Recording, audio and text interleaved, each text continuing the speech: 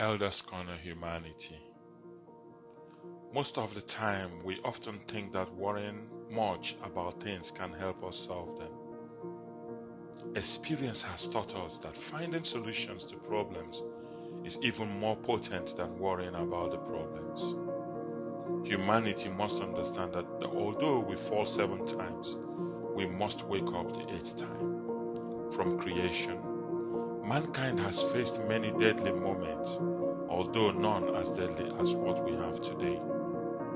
Panic, fear, too much negative thinking has killed more people than the issue we confront today. At these perilous times, we shall hear many things, but must be careful what we retain in our minds, brains, and hearts.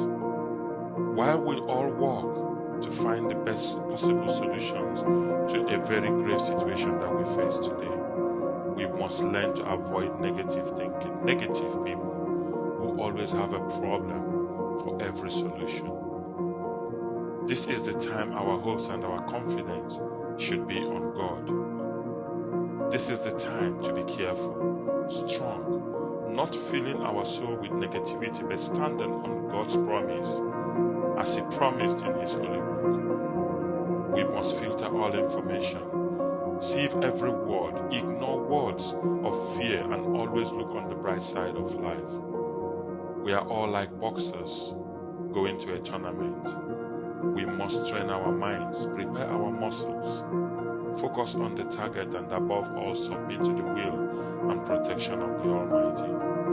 The world is full of lots of fears and lots of negativity and lots of judgment.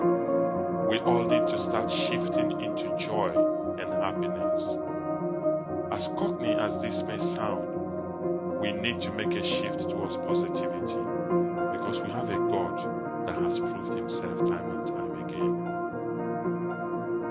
God has not abandoned the world, and neither should you.